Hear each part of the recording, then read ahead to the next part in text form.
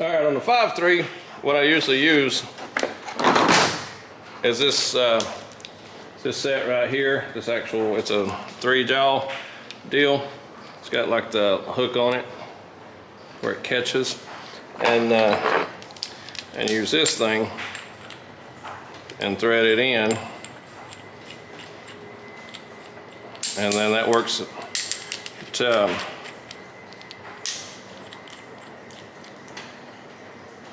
well,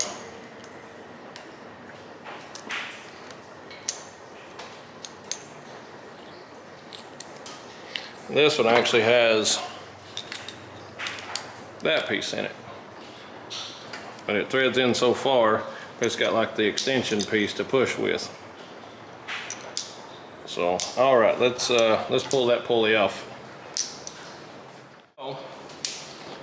In this thing there's these ears right inside here, and so you actually hook with these things onto these ears. You need to get the crank pulley out. That's actually or the crank bolt.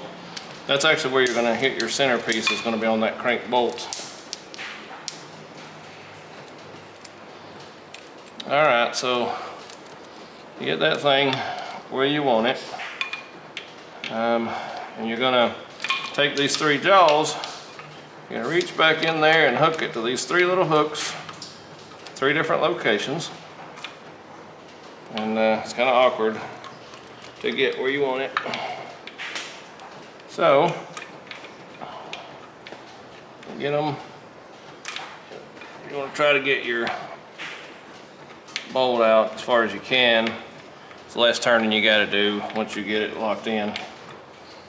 All right, so there we go, there we go. Okay.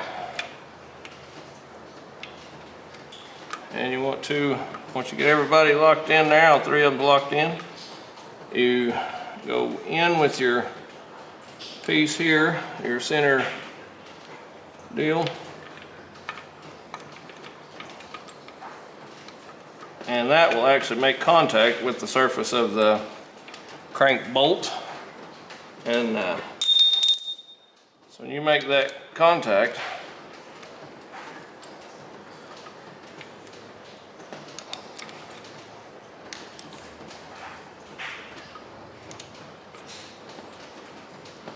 we're about there.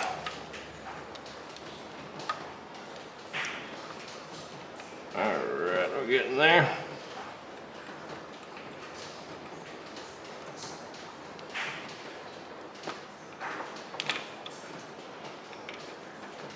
Kind of awkward. You'll see what I'm talking about. It's kind of strange to get a hold of this deal. Get them locked on there, start putting pressure on it. That's when you would think it holds in place. You gotta get these jewels just right. All right, so when you get them on there, that's when you can start adding your pressure to it. Let's see what I'm locked on good. So we need something with some torque on it.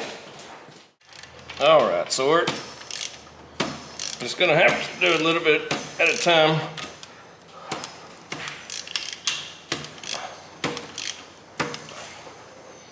It appears to be coming off, but what's happening is the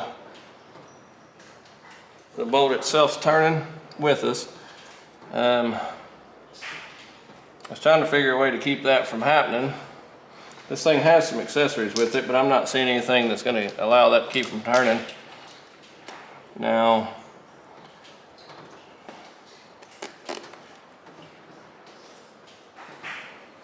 if we can drop something down in behind that, to like a washer. Let me see what else is in this kit.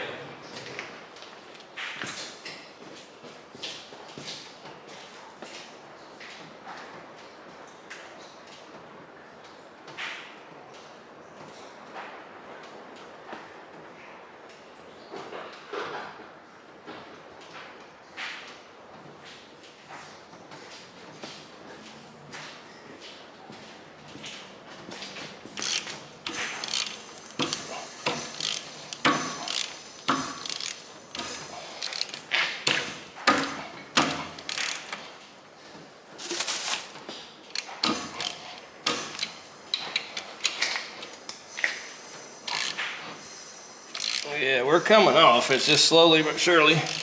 So with this, what you're seeing is this bolt keeps trying to turn. So you're just gonna have to stay with it. I don't know this kit has anything else to keep me from doing that. Now you can hold the back if the crank pulley starts turning, the actual engine starts rolling over, like, you know, so. But as far as the bolt, you're just gonna have to get it just right. You'll see it's coming off now, but it's like the bolt was turning a little bit, but we got it remedied now.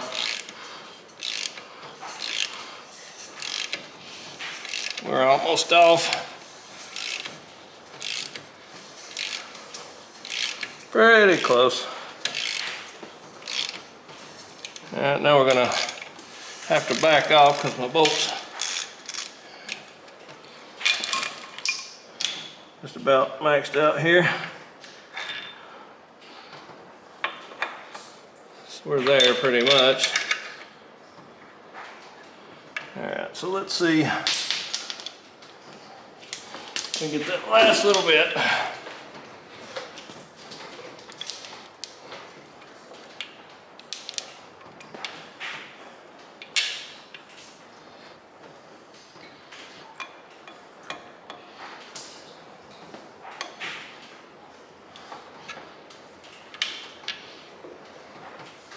Just about there.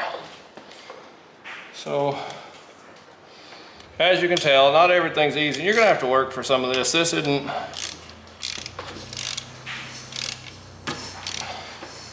this stuff doesn't just fall off. I mean, you know, it's a process having to take all this stuff off.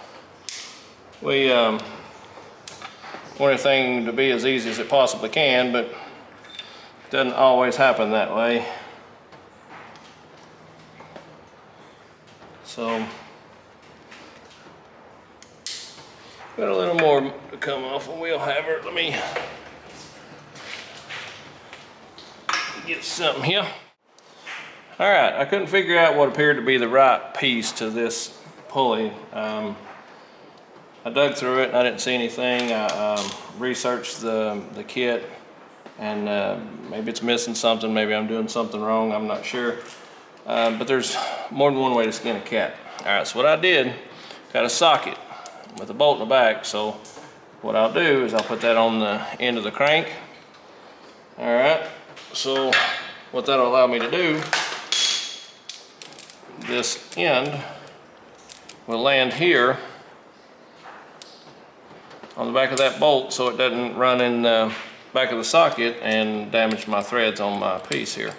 So what I'll do, flip my little arms over.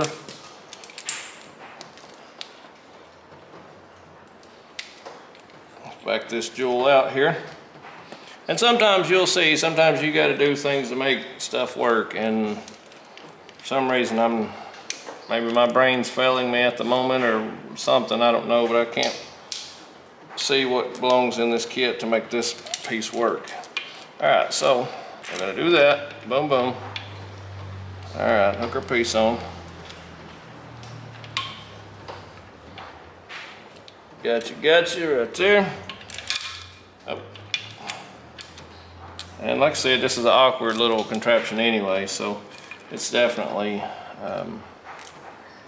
gonna be fun. All right, so get everything in there like I need it. All right, we're in there. We're up here, there. So, all right, get my 3 little legs hooked on here. Start getting some tension on it to get it where I need it. Make sure I get all 3 pieces locked in. Okay, I'm on my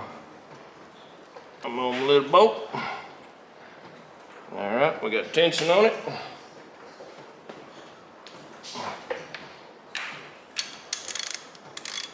All right, and voila.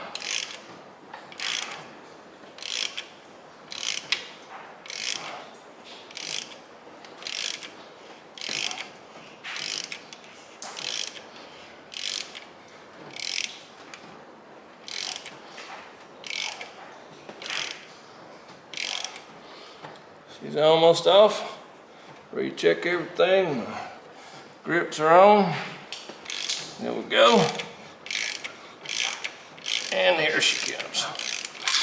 And there we are. So, sometimes you gotta make do with what you got and figure some stuff out. So, again, you know, maybe I just wasn't seeing the part. Maybe my brain's not working like it should. But sometimes you gotta make do with what you got. I've got some, another set of these here. Well, they're not here, they're actually at my house where I've been working until I got the garage set back up. But as you can see, same result. Took a little longer because I was digging through those pieces. But you'll have that. Not every person that ever works on a car is the best person on every car at every aspect. You can have mechanics been doing this for 20 years, and you know, as the newer stuff comes out, they're going to lose touch with it. Or again, like I do the Hondas and the 2J stuff, I'm not a regular 5.3 guy, you know, so this is new stuff for me. But at the same rate, ultimately, I mean, this stuff all pretty much works the same, you know. What I'm finding kind of strange on this one is there's no keyway. Normally there's a keyway on it, so you almost wonder what keeps that deal from turning. Is it just the bolt that tight? Now, on to the next project, which we may show that in another video, or we may attach this one to it, I'm not really sure. But we're gonna end up pulling the timing chain. We can go ahead and pull the timing cover and see, you know, what we got here while we're here. Let's go ahead and do that. Let me get all my pulley stuff out of the way here, and we'll pull this timing cover. That should be a 10.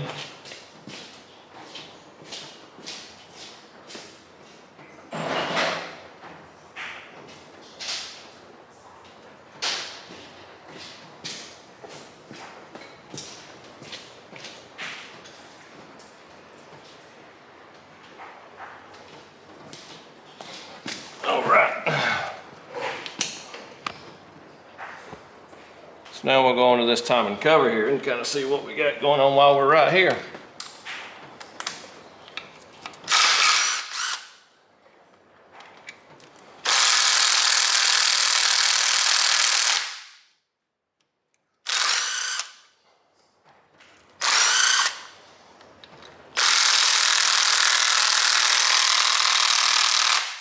Break out a ratchet.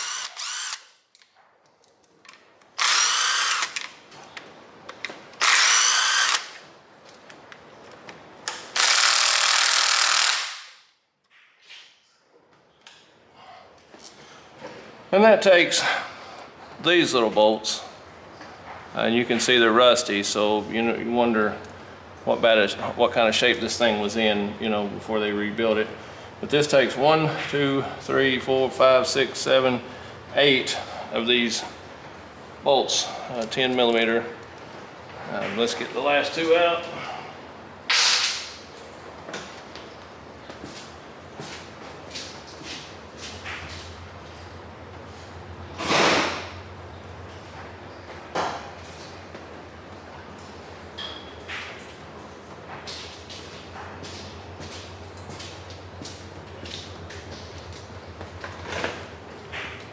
All right.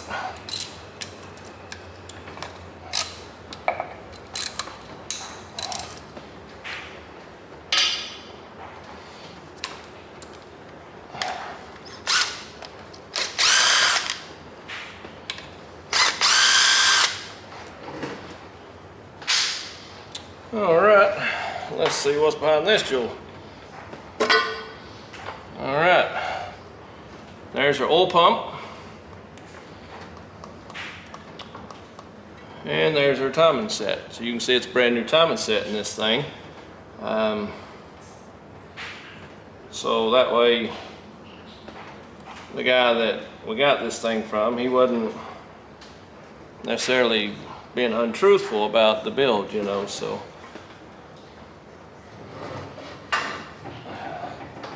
So we got that off. Let's go ahead and pull this oil pump off.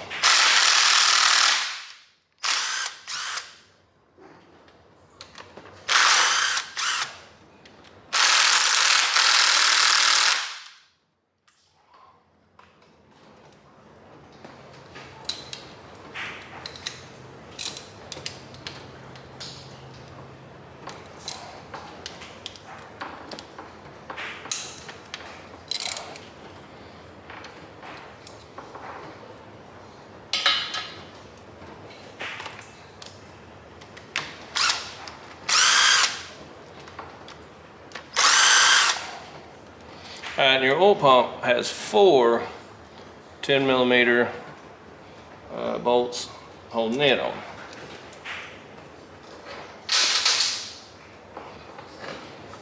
And this thing just slides right off.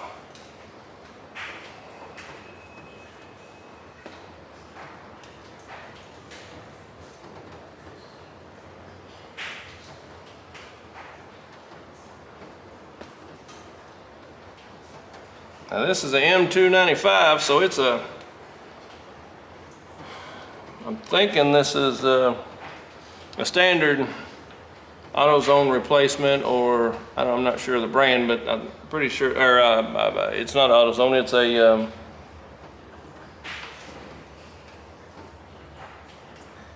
it's actually a Melling, if I'm not mistaken. The M is Melling, the 295 is just the standard replacement for these. And I'm pretty certain that the high volume will actually have, it's a 295 HV, and so this is probably just a standard pump, and it looks brand new, so I don't see nothing that would cause it to not have pressure. But see right here, I was thinking this thing's supposed to have some kind of seal here. I may be wrong, and if it's not, you know, it's just not. But if this is supposed to have a seal right here, this could be relevant because there's no seal at all, but I'm not 100% certain that there's a seal here. But I need to find that out, because I almost wonder if that's not part of it. This thing actually feels kind of stuck too, like it maybe have stuff in it. It feels okay, but a little resistance on it. All right, so the only thing I want to do here is just pull these off and then put them right back on. The only thing I need to know is what this cam is. So I don't need to do any kind of craziness. I just need to pull these jewels off and find out what they are.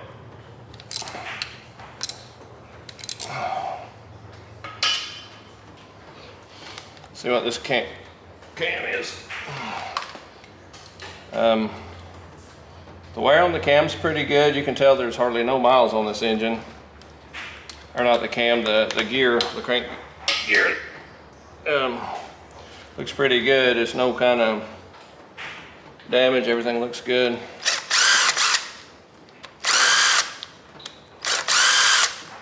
Okay. And there's 3 on some. I'm thinking there's only a 1 bolt, but this one's a 3. So this has either been changed, or the new cover and stuff has been added. So we'll pull this jewel off, and there's no numbers on it.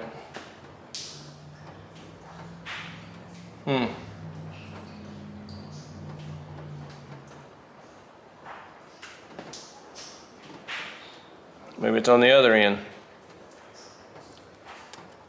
I need to do my homework and see if that thing's on this end or the other end where it reads the numbers on it. So I need to figure that out. But it's at least new stuff. It's been replaced. I may have to pull the plate off the other end and see if there's a actual model number and stuff on the cam itself. Not really sure. I was thinking it was on this end for some reason. Maybe behind that plate. I may have to pull that plate off, but I gotta confirm that. So, well, this thing does have a new cam gear. It does have the mains have been cleaned. The engine inside, it does look a little dirty, like maybe it could have been cleaned a little more. So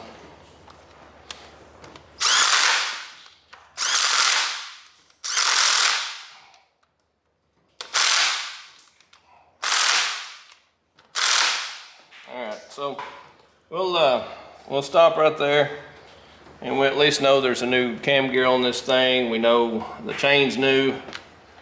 We know we got some at least newer parts. This thing is actually filthy up in here. There's some trash in the center up here, which is surprising to rebuild a motor and to go through this much trouble. You would think they would have been in this a little further, or if it was hot tanked, you would think it would have got most of that off. So that may be where some of the debris and some of the trash just came from in the oil pan. So that absolutely could be what we were looking for, to see where it was coming from. So that stuff needs to possibly be cleaned out, or at least we're aware of it. We need to keep changing oil, and maybe some of it will flush its way out. But yeah, either way, yeah, it's definitely got some new parts in it. So we're going to keep digging further. I'm going to research where it's supposed to have the name on these cams. If it's on the back, we'll change our oil pump. We had to get here anyway to change our oil pump, which is here. I'll confirm whether that's supposed to have any kind of seal or RTV on it. It doesn't look like it has a place for it, so it's possibly not. So that may not be a factor. If that's the case, either that oil pump was bad, had trash in it, or the O-ring on the pickup. And when we go back with this, I'll be able to show you the little new piece that you add in, which is a fail-safe for the pickup only having one bolt. It adds a second bolt in it, and I will use some actual thread locker on those two bolts. I have seen where they actually weld that pickup. They'll put just a little small weld, or braze a little small area where they actually weld that to the oil pump, so it doesn't move. Once they seal it, they put the seal in it, they'll tighten it up, and they'll actually take a brazing rod, or maybe a TIG rig, and just put a little heat to it and actually braze it or weld it together to keep that from coming off, because these are notorious having that one bolt. If they back out, you'll find your pickup in your oil pan in these things, and that's a big problem with these. And this having low oil pressure, that almost makes me think that thing may have been jumping around a little bit with this thing with a big high lift cam in it. It's possible that may be where our pressure loss is, because there's only so many places you can lose pressure on an oil pump or on a seal or something somewhere, to because that's where you get your oil pressure from. So all right, on to the next part of it. All right, thank you guys for watching. We appreciate it. Follow us on Instagram, YouTube. If you get on YouTube and you watch one of our videos, set up a YouTube account, subscribe. That way we have, the more subscribers we have, and more people watch our videos, so, maybe it'll be a bigger deal for us if you just help us out there. Thank you guys, appreciate it. Appreciate you watching our video. Hit the bell, and once you get a YouTube account, hit the little bell. When you hit that bell, that'll give you a notification that, when we post another video, you'll be able to watch our video immediately, because you'll get that notification as quick as we actually post it. So stay tuned, guys. We got a lot more coming. Thanks for watching our videos. Hang in there. We got some projects coming real soon. Thank you, guys.